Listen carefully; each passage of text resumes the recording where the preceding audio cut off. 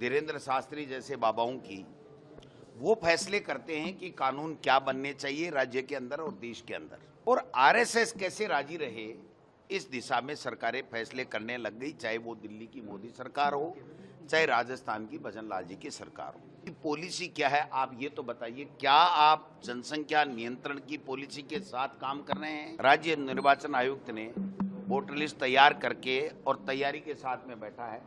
इनको पता लग गया कि हम हार रहे हैं, इसलिए माननीय उच्चतम न्यायालय में फिर ये चले गए कि हमको 6 महीने और दिए जाए। राजस्थान की राजनीति में एक बार फिर से जुबानी जंग तेज हो गई है। दो संतान कानून, पंचायत राज चुनाव और सरकार की नीतियों को लेकर बड़ा सियासी घमासान छिड़ गया है। राज्य सरकार के हालिया फैसलों पर सवाल उठाते हुए विपक्ष ने इसे जनसंख्या नियंत्रण की नीति से पीछे हटना बताया है और सरकार की मंशा पर भी गंभीर आरोप लगाए हैं। कांग्रेस के प्रदेशाध्यक्ष गोविंद सिंह डोटासरा ने सरकार पर सीधा हमला बोलते हुए कहा कि फैसले नीति के आधार पर नहीं बल्कि आरएस के दबाव में लिए जा रहे हैं। उन्होंने पूर्व मुख्यमंत्री भैरों सिंह शेखावत के समय लागू जनसंख्या नियंत्रण से जुड़े निर्णयों का हवाला देते हुए पूछा कि आखिर उन्हें बदलने की जरूरत क्यों पड़ी। डोटासरा ने यह भी आरोप लगाया कि पंचायत राज और नगर निकाय चुनावों से संभावित नुकसान को देखते हुए सरकार फैसले बदल रही है। उनके इस बयान के बाद प्रदेश की सियासत में नया विवाद खड़ा हो गया है और अब इस मुद्दे पर राजनीतिक बहस और तेज होने के आसार भी दिखाई दे रहे हैं। इससे पहले आगे चलते हुए सुनते हैं कि क्या कुछ कहा गोविंद सिंह डोटासरा ने। देखिए, आज से नहीं बरसों से भारत सरकार हो चाहे राज्य सरकारें हो, सबकी एक पॉलिसी रही है कि जनसंख्या नियंत्रण, और इस जनसंख्या नियंत्रण को देखते हुए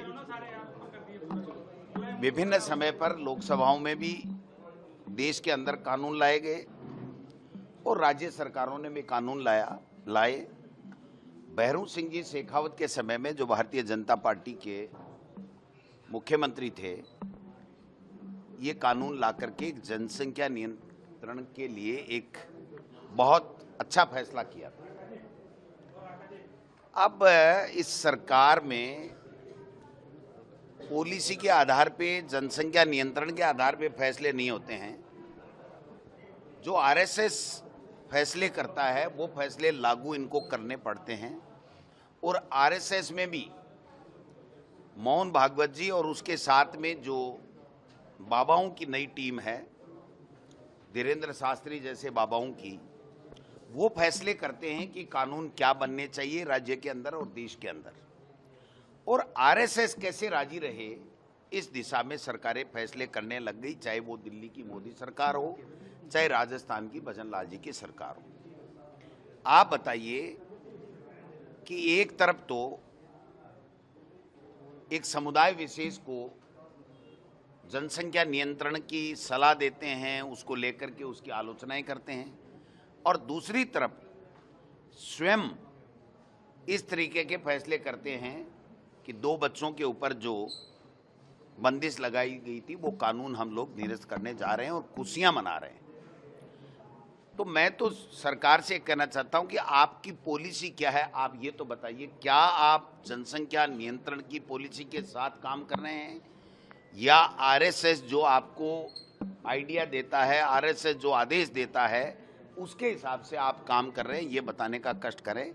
ऐसी क्या जरूरत आ गई कि आप लोग इस तरीके का फैसला लेकर के भैरों सिंह जी के इस फैसले का, जो जनसंख्या नियंत्रण के हिसाब से किया गया था वक्त के हिसाब से, उस फैसले को परिवर्तित करने का क्या कारण रहा, मेरी समझ से परे है। केवल और केवल पंचायत राज और नगर निकाय के चुनाव में इनकी बहुत बड़ी हार होने वाली है, ये इनको पक्का पता है। इन्होंने सर्वे करा रखा है, इन्होंने अपनी आईबी की रिपोर्ट ले रखी है, और येन केन प्रकारेण इस तरीके के फैसले करके और चुनाव को टालने की इनकी जो नीयति है वो सामने आ रही है। अभी पंचायत राज के चुनाव के लिए हाईकोर्ट ने भी कह रखा है और राज्य निर्वाचन आयुक्त ने वोटर लिस्ट तैयार करके और तैयारी के साथ में बैठा है। जो ओबीसी आयोग है उसने भी पूरी ओबीसी का सर्वे करके अपनी रिपोर्ट तैयार कर ली। वो 22 तारीख को इनको रिपोर्ट देने वाला था। आज की कैबिनेट के अंदर वो रिपोर्ट राज्य चुनाव आयोग को अनुमोदित होकर के जाने वाली थी, लेकिन इनकी नीयत बदल गई। इनको पता लग गया कि हम हार रहे हैं, इसलिए माननीय उच्चतम न्यायालय में फिर ये चले गए कि हमको 6 महीने और दिए जाए। तो संविधान का उल्लंघन कर रहे हैं, संविधान की धज्जियां उड़ा रहे हैं, नियमों की धज्जियां उड़ा रहे हैं, और ऐसे फैसले जो वर्तमान में जनसंख्या नियंत्रण के लिए करने चाहिए थे, उन फैसलों को ये परिवर्तित करके और एक इस तरीके का मैसेज दे रहे हैं कि हमारी कोई पॉलिसी नहीं है, हमें तो वोट आने चाहिए और आरएसएस राजी रहना चाहिए और हमारी सत्ता बरकरार रहनी चाहिए। इस तरीके की पॉलिसी जो है उस पर काम कर रहे हैं ये लोग। राहुल गांधी आ रहे हैं